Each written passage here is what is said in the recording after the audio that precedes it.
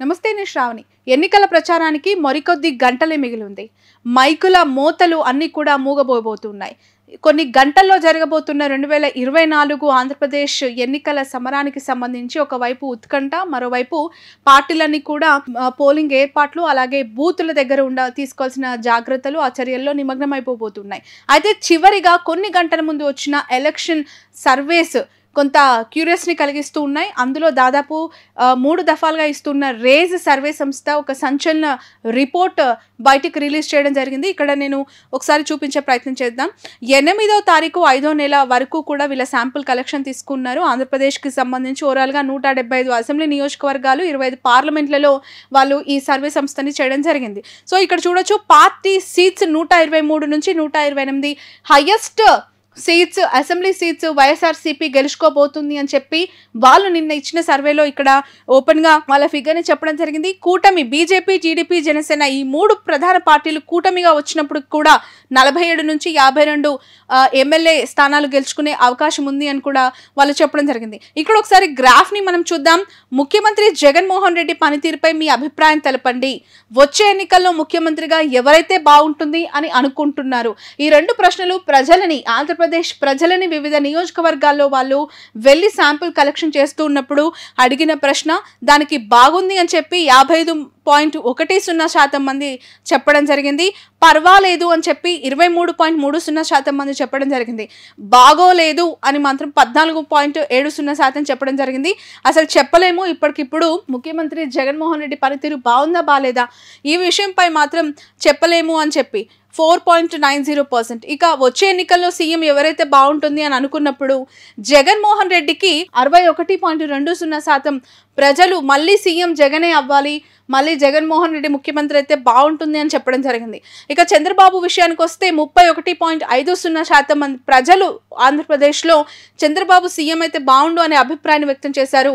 ఇతరులు అంటే చాలామంది ఇక ఏ పార్టీకి ఓటు వేయాలో తెలియక, ఏ పార్టీని నమ్మాలో తెలియక, లేదంటే ఇండిపెండెంట్గా సీఎం అభ్యర్థిని చూడాలి, చంద్రబాబా, పవన్ కళ్యాణ, లేదంటే బీజేపీ నుంచి పురంధేశ్వర్య, లేదంటే షర్మిలనా, జగన్మోహన్ రెడ్డి, ఇలా అన్ని క్వశ్చన్స్కి అతీతంగా ఇతరులను ఇందులో మెన్షన్ చేశారు కావచ్చు.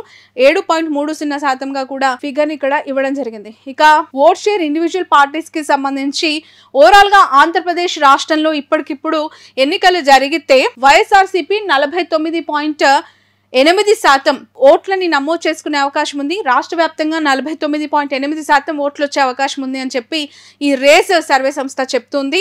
టీడీపీ, జనసేన, బీజేపీ కూటమికి 45.3% మాత్రం ఓట్ షేర్ నమోదయ్యే అవకాశం ఉందని చెప్తున్నారు. అదర్స్లో 2.0% ఇచ్చారు. Can't say voting on bad wagen effect అని చెప్పి ఇప్పటికిప్పుడు చెప్పలేము అనే వాళ్ళు 2.9%గా ఉన్నట్లు చెప్తున్నారు. ఇక్కడ చూడొచ్చు, వైఎస్ఆర్సీపీకి కూటమికి మధ్యలో దాదాపు 3.5% మాత్రమే డిఫరెన్స్ ఇచ్చారు ఈ రేజ్ సర్వే సంస్థలు. ఒక ఫిగర్ ఇవ్వాలి అంటే కనుక 49 నుంచి 4% మాత్రమే డిఫరెన్స్ ఉంది అని చెప్తున్నారు. Vote share as on 8th మే వరకు చూస్తే పూర్తిగా వైఎస్ఆర్సీపీకి 49% వాళ్ళు ఇక్కడ ఇవ్వడం జరిగింది. ఆంధ్రప్రదేశ్లో సగానికి సగం మంది, ఒక 1% అటు ఇటుగా వైసీపీని మళ్ళీ అధికారంలోకి తీసుకురావడానికి ఇష్టంగా ఉన్నట్లు చూపిస్తున్నారు. టీడీపీ, జనసేన కూటమికి 45.30% ప్రజలు ఎన్నుకోవడానికి అవకాశం ఉందని చెప్తూ ఉన్నారు. సో ఇక్కడ 4% డిఫరెన్స్ అనేది మనకు కనిపిస్తోంది. 2% అదర్స్లో ఉన్నారు. ఇప్పటికిప్పుడు చెప్పలేము అనేవాళ్ళు 2.90%లో ఉన్నారు. ఇక పార్లమెంట్ వైజ్గా సీట్ షేర్ ఒకసారి మనం చూడొచ్చు. శ్రీకాకుళంలో 7 నియోజకవర్గాల్లో వైసీపీ 5 గెలుస్తుందని చెప్తూ ఉన్నారు. విజయనగరంలో 7 సీట్లకు 6 YCP, TDP, Janasena, BJP alliance 1 అని చెప్తూ ఉన్నారు. విశాఖపట్నంలో 7 అసెంబ్లీ నియోజకవర్గాలకు గాను 4 వైసీపీ, 3 కూటమికి ఇస్తూ ఉన్నారు.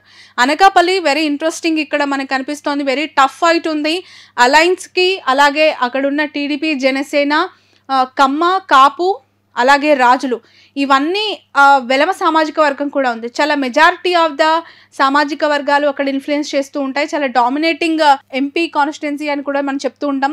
అలాంటి చోట 3 వైసీపీకి ఇచ్చారు, కూటమికి 4 ఇచ్చారు. అరకులో వైసీపీకి 7, టీడీపీ కూటమికి 0 ఇచ్చారు. అంటే అరకు పార్లమెంట్లో ఏడుకు 7 గంపగుత్తగా వైఎస్ఆర్సీపీ క్లీన్ స్వీప్ చేయబోతూ ఉన్నట్లుగా కూడా రేజ్ సర్వే సంస్థ చెప్తుంది.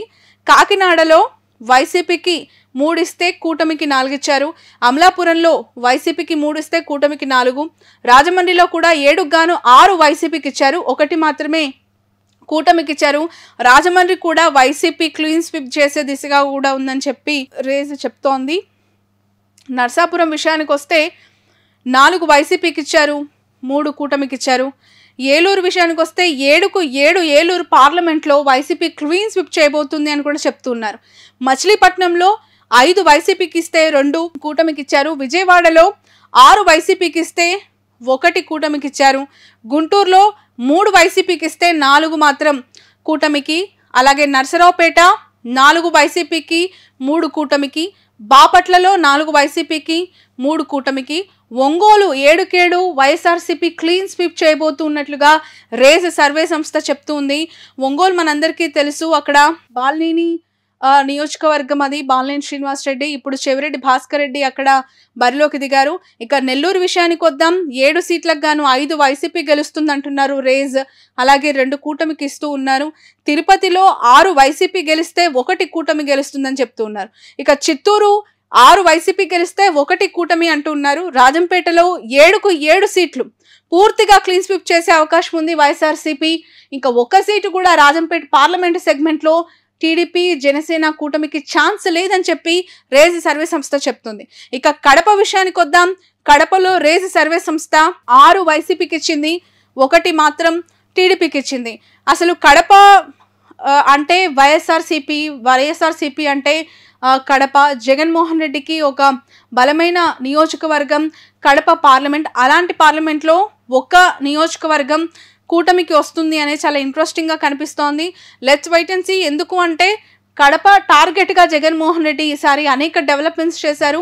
అక్కడ 7 అసెంబ్లీ నియోజకవర్గాల్లో పూర్తిగా 7కి 7 తను వాళ్ళ అకౌంట్లో వేసుకోవాలని కూడా చాలా డెవలప్మెంట్స్ చేశారు. సో ఇక్కడ 1 మాత్రం టఫ్ ఉంది. అది మేబీ మైదుకూరు అవ్వచ్చు, ప్రొద్దుటూరు అవ్వచ్చు, ఇంకా ఏదైనా ఉండొచ్చు. 1 మాత్రం వాళ్ళు ఇక్కడ ఫిగర్ అవుట్ చేశారు. ఇక కర్నూలులో 7కు గాను 5 వైసీపీకి 2 కూటమికి. నంద్యాల 5 వైసీపీకి 2 కూటమికి. హిందూపూర్ 5 వైసీపీకి 2 కూటమికి. అనంతపూర్ విషయానికి వద్దాం. ఇక్కడ కూడా 7 నియోజకవర్గాల్లో 6 వైసీపీ గెలుస్తుందంటున్నారు, 1 జనసేన టీడీపీ బీజేపీ కూటమికి అవకాశం ఉందంటున్నారు. ఓవరాల్గా 175 అసెంబ్లీ సీట్లలో 128 వైసీపీకి, 47 కూటమికి వస్తుంది అని చెప్పి ఇక్కడ వాళ్ళు చెప్తూ ఉన్నారు. Assembly wise winnowing parties for upcoming elections 2024. So శ్రీకాకుళంలో ఏ పార్టీ, అక్కడ అభ్యర్థి ఎవరు, అక్కడున్న టాప్ క్యాస్ట్లు అంటే వాళ్ళ సామాజిక వర్గాలు. ఈ రేజ్ సర్వే సంస్థ ఒక డిఫరెంట్ ఆఫ్ శాంపుల్ కలెక్షన్ చేస్తూ ఉంటుంది. గతంలో కూడా మనం ఇదే మాటని ప్రస్తావించాము. అనేక సర్వే సంస్థలు వెళ్తాయి గ్రౌండ్లో, వాళ్ళు అనుకున్న క్వశ్చనర్ని చాలా డిఫరెంట్గా శాంపుల్ కలెక్షన్ చేస్తూ ఉంటాయి. కొంతమంది ఫోన్లు, కొంతమంది ఎస్ఎంఎస్లు, కొంతమంది డైరెక్ట్ 1-on-1 వెళ్ళి శాంపుల్ కలెక్షన్ చేస్తూ ఉంటారు. కానీ రేజ్ ఈజ్ వెరీ డిఫరెంట్. ఆ రేజ్ సర్వే సంస్థ క్యాస్ట్లకు అతీతంగా, కులాలు, సామాజిక వర్గాలకు అతీతంగా వాళ్ళ శాంపుల్ కలెక్షన్ ఉంటూ ఉంది. అఫ్కోర్స్ ఇక్కడ ఒక చిన్న ఎగ్జాంపుల్ చెప్పొచ్చు. ఇచ్చాపురం, పలాస ఈ 2 నియోజకవర్గాల్లో వైఎస్ఆర్సీపీ వస్తుంది అధికారంలోకి అని చెప్పి ఆయన తన సర్వేలో రిజల్ట్ ఇచ్చారు. అక్కడున్న పెద్ద కులాలేంటి, పెద్ద సామాజిక వర్గాలు, డామినేటింగ్ క్యాస్ట్లు ఏంటి అనేది రెడ్డిక, యాదవ, అగ్నికుల క్షత్రియ, కళింగ, వడబలిజ, పల్లి యాదవ, వడబలిజ, కళింగ, సవరాస్, కొప్పు సవరాస్. సో ఈ 5 సామాజిక వర్గాల యొక్క డామినేషన్ ఈ ఏరియాలో ఎక్కువగా ఉంటుంది. ఆ సామాజిక వర్గాలకి సంబంధించిన వాళ్ళ ఓట్ షేర్ ఇన్ఫ్లుయెన్స్ చేస్తుంది. కాబట్టి ఈ 2 సీట్లు గెలవడంలో ఈ క్యాస్ట్ల యొక్క ఇంపాక్ట్ ఎక్కువగా ఉంటుంది అని చెప్తున్నారు. వేరాస్ టెక్కలి మనందరికీ తెలుసు, అచ్చెన్నాయుడు కంచుకోట, అచ్చెన్నాయుడు ఎప్పుడు కూడా అక్కడ గెలుస్తూ ఉన్నారు. అక్కడ ఆయన క్లియర్ కట్గా గెలుస్తారు అని చెప్పి రేజ్ చెప్తోంది.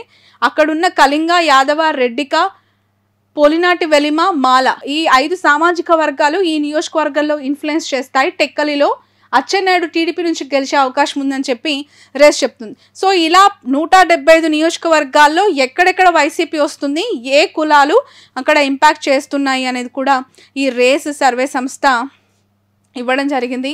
Very interesting factor. జనసేన బోని కొట్టబోతోంది. జనసేన ఇక్కడ ఈ 2024లో అనకాపల్లి నుంచి తన విజయాన్ని నమోదు చేసుకునే అవకాశం ఉంది. మొదటగా అనకాపల్లి, అక్కడ మనం చూస్తే కాపు, గవర, యాదవ, తూర్పు కాపు, మాల ఈ 5 సామాజిక వర్గాల యొక్క నామినేషన్ ఎక్కువగా ఉంటుందని చెప్తున్నారు. అనకాపల్లిలో జనసేన వస్తోంది, పెందుర్తిలో జనసేన వచ్చే అవకాశం ఉంది, ఎలమంచలిలో కూడా జనసేన. ఈ 3 అసెంబ్లీ సెగ్మెంట్స్ జనసేన తన ఖాతాలో వేసుకునే అవకాశం ఉందన్నారు. పిఠాపురం, కాకినాడ రూరల్లో కూడా ఈ జనసేన ప్రభావం ఉంటుంది, అక్కడే వాళ్ళు గెలవబోతున్నారని కూడా చెప్తున్నారు. రాజోల్లో కూడా జనసేన పార్టీ అసెంబ్లీలో అడుగు పెట్టబోతోంది. జనసేన తరపున క్యాండిడేట్ వరప్రసాద్ గెలిచే అవకాశం ఉంది అని కూడా రేస్ సర్వే సంస్థ చెప్తుంది. ఇలా నరసాపురం కూడా జనసేన పార్టీ గెలుస్తుంది అని చెప్తూ ఉన్నారు. అలాగే తాడేపల్లిగూడెంలో కూడా జనసేన వస్తుంది అని కూడా చెప్తున్నారు. ఇలా దాదాపు 175 నియోజకవర్గాల్లో టీడీపీ, జనసేన, వైసీపీ ఇవన్నీ నియోజకవర్గాలు. ఇక్కడ మనకు కనిపిస్తుంది మంగళగిరిలో స్మాల్ ఎడ్జ్ టీడీపీకే ఉంది. ఖచ్చితంగా లోకేష్ గెలిచే అవకాశం మనకి కనిపిస్తోంది. మంగళగిరి చాలా టఫెస్ట్ కాన్స్టిట్యున్సీ. రాష్ట్ర వ్యాప్తంగా కూడా నారా లోకేష్ ఎక్కడ ప్రచారానికి వెళ్ళట్లేదు. ఎవరి తరపున పోటీలో ఉన్న వాళ్ళకి వెళ్ళి తన మద్దతు కోరట్లేదు. ఓన్లీ మంగళగిరికే ఆయన కన్ఫైన్ అయ్యారు, పార్టీనంతా కూడా వదిలేసి. కేవలం బాబు, పవన్ కళ్యాణ్ పొత్తులో ఉన్నందుకు ఈ ఇద్దరు రాష్ట్ర వ్యాప్తంగా ప్రచారం చేస్తున్నారు. కానీ మంగళగిరిలో లోకేష్ మాత్రం ఇంటింటికి కూడా డోర్ టు డోర్ క్యాంపెయిన్ చేస్తూ నారా బ్రహ్మని, లోకేష్ ఇద్దరు కూడా కలిసికట్టుగా మంగళగిరిలో గెలవాలి, మంగళగిరిను ఆ సీటును కైవసం చేసుకోవాలి అనే ఉద్దేశంతో చాలా స్పెషల్ ఫోకస్ పెట్టారు. దాని రిజల్ట్ ఇక్కడ కనిపిస్తోంది, మంగళగిరిలో లోకేష్ గెలిచే అవకాశం ఉందని. సో ఇలా 175 నియోజకవర్గాలకి సంబంధించి రేజ్ సర్వే సంస్థ ఇచ్చిన రిపోర్ట్.